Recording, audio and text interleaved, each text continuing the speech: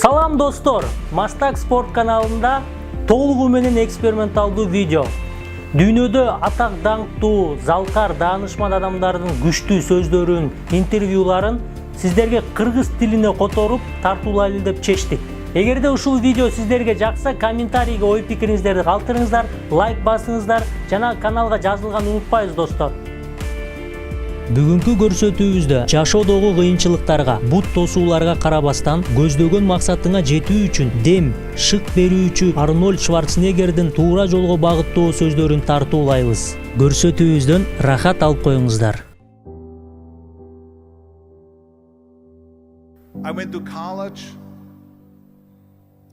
Мен колледжге барганда 5 саат машыкчумун.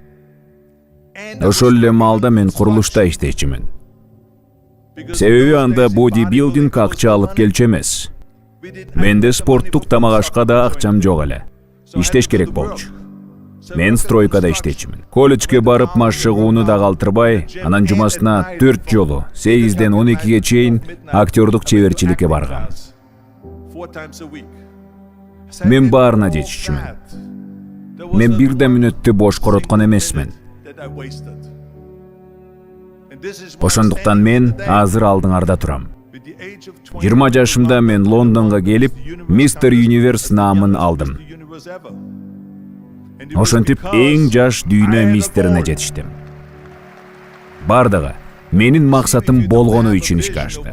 Эгер силер кай жерге умтулуу керек экенин, максатыңарды көрө албасаңар, тыгылып, ордуңарда кала бересиңер. Америкада адамдардын 74% жумушун жек көрөт. Көпчүлүккө өзүнүн кылган иши жакпайт. Бул алдыга максат койбогондуктан болот. Алар максатсыз жүрө берип, жумушуна жумуш болгон үчүн гана барышат. Себеби иштеш керек. Бирок бул жумуш маанисиз, кубаныч алып келбеген жөн гана жумуш. Адамдардын 4-төн 1-и гана өзүнүн кылган ишинен рахат алышат. Темирди көтөрүү тасмасынан кийин менден көп сурап башташты. Күнүгө каның калмайынча 5-6 саат машыксаң да, эмнеге жүзүңдө дайым жылмаюу турат? Башкалар сен сыяктуу машыгышса, кебетелери келишип калат. Эмнеликтен мындай? Мен дайым мынтип жооп берчүмүн. Мен өзүмдүн максатыма баратам. Менин алдымда Мистер Вселенная деген максат турат. Ар бир кайталоо менин максатыма улам жакыныраак кылат. Максатым бул көз карашты реалдуулукка айлантуу. Аткарган көнүгүүлөрдүн ар бир топтому, ар бир салмак, ар бир кайталоо менин максатыма аны ишке ашырууга жакындатып жатты. Мен 200 килограмм менен отуруп турууга шашылчумун. Дагы 200 килограммды түртүүнү күтө алчу эмесмин. Жана чыдамсыздык менен 2000 жолу пресс кылууну күтчүмүн. Мен ар бир көнүгүүнү аткарууну укмуштуудай каалачумун. Өзүңдүн максатыңды көрө билүү жана ага талпынуу жумушуңду шаттуу кылат. Эмне кылбасаңар да, силерде максатыңар болушу керек. Максат сизге сөзсүз керек. Мухаммад Али аябай эмгекчил болчу. Мен өзүм буга күбө болгом. Эсимде ага спорт жазуучусу келип залда машыгып жатканда, сен канча жолу жасайсың деп сурады. Али мен санабайм. Оорутмайынча жасай берем деди. Ойлосоңор, ал пресс жасап жатканда, оорутканда гана санап баштачу экен. Мына ушуну берилгендик десе болот. Берилип иштөө кимдин болбосун колунан келет. Сенин ким экениң маанилүү эмес. Акырына чейин берилип иштегиле. Сыйкырлуу таблетка жок, эч кандай магия жок. Ары бери жүрүү жок. Болгону иш. Бардык магия иштөөнүн керектигинде. Адамдар залга барганга убакыт жетпейт дегенин түшүнбөйм. Күнүнө 45 мүнөт машыгуу. Ошол убакытты мыктыраак болгонго короткула. Физикалык же руханий жактан өзүңөрдү жакшырткыла. Элестеткиле, күнүнө тарых тууралуу окусаңар. 365 күндөн кийин эмне деген маалыматты билип каласыңар. Bir жылдын ичинде музыкалык тарых, композиторлор тууралуу окуп баштадыңар дейли. Эмненин барын билип аласыңар.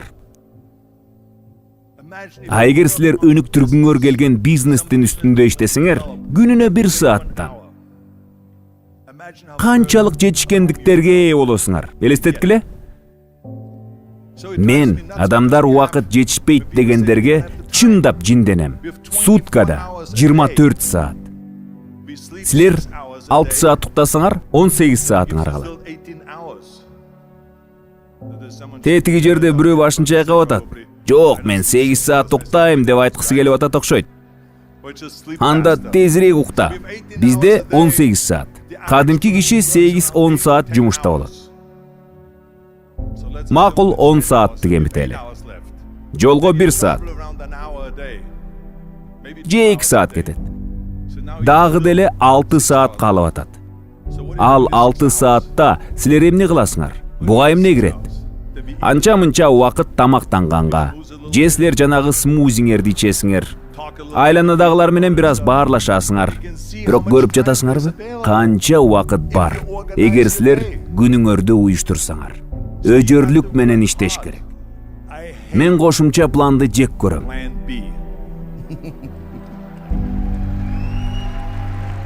Мен силерге эмнеге экенин айтып берем. Себеби дүйнөдө өзүнө ишенбегендер толтура. Биз мурун аларды жок дегичтер дечүбүз. Канчалаган адамдар баарына жок жана мүмкүн эмес дейт. Бул нормалдуу эле. Себеп дегенде көңүл калуулар бар. Мурун мен жокту ооба кыл дечим. Кыла албайм дегениңди кыла аламга өзгөрт. Жада калса негативдүү адамдар курчап турса да, сенин колуңан баары келет деп айтчумун. Бирок өзүңө өзүң ишенбей баштаганда, бул чыны менен абдан коркунучтуу. Себеби бул учурда сен өзүңө мынтип айтышың мүмкүн. Менин планым ишке ашпай калса, менде кошумча план бар. Менде план Б бар.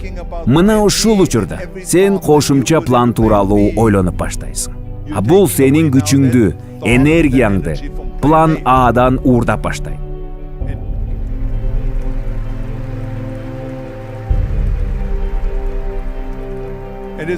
Бул өтө маанилүү. Биз жумуш коопсуз экенин билбесек, аны жакшы аткарабыз. Себеби кошумча план деген коопсуздуктун өзү. Эгер колуман келбесе, мен башка нерселер менен алек болом. Менде калканч бар. Бул жакшы эмес. Себеби адамдар коопсуздук жок учурда жакшыраак болушат. Адамдар спортто же башка тармакта кошумча планы жок болсо, мыктыраак болушат. Жана мен сиздерге, менде эч качан кошумча планым болбогонун айта алам. Мен өзүмө бодибилдинг чемпиону болууга милдет койгом. Мен Америкага келүүгө милдеттүү болчумун. Мен шоу-бизнеске аралашууга милдеттүү болчумун. Жана эмне болбосун, жетекчи болуп, ишти аткарганга милдеттүү болчумун. Мен ишти ийгилик болмоюнча кайра аткарам. Дал ушундай. Бул саясатта дагы, башка жерде да болгон. Менде кошумча пландын болушу абдан коркунучтуу эле. Мынтип, сен чындап ийгиликтүү болуудан өзүңдү өзүң чектейсиң. Көпчүлүк кошумча планды каалаганынын себеби алар ката кетирүүдөн коркушат. А эгер мен ката кетирсем, башка эч нерсе жок калат да. Келиңиздер, мен силерге бир нерсе айтайын. Ката кетиргенден коркпогула. Себеби ката кетирүү нормалдуу. Себеби тепкичтен көтөрүлүү үчүн адашуулар керек. Ката кетирбеген эч ким жок. Майкл Джордан бир интервьюсунда мындай деген: ага, сен мыктысың, сен бардык мезгилдердин эң мыкты баскетболчусусуң. Ушул тууралуу айтып берчи дегенде, Майкл Джордан: ийгилик деп эмнени түшүнөсүң? Мен мисалы, мыкты баскетболист болуу үчүн NBA таймаштарында топту 9000 жолу туура эмес ыргыткам. Мына ошол оюндарда өзүнүн ийгилигине карабай, топту 9000 жолу жаза ыргыткан. Ал ушундан жаманыраак болуп калдыбы? Жок. Ал бардык мезгилдердин мыкты баскетболисти. Бирок ал 9000 жолу жаза ыргыткан. Түшүнүп атасыңарбы?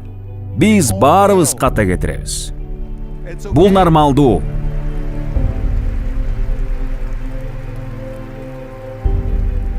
А эмне нормалдуу эмес? Кулап, ким турбай койсо, ал утулду. Ал эми жеңүүчүлөр кулайт, кайра турат.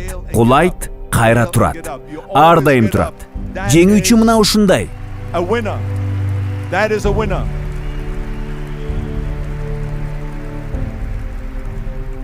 Мен бодибилдингде утулгам. Таймаштарда жеңилгем.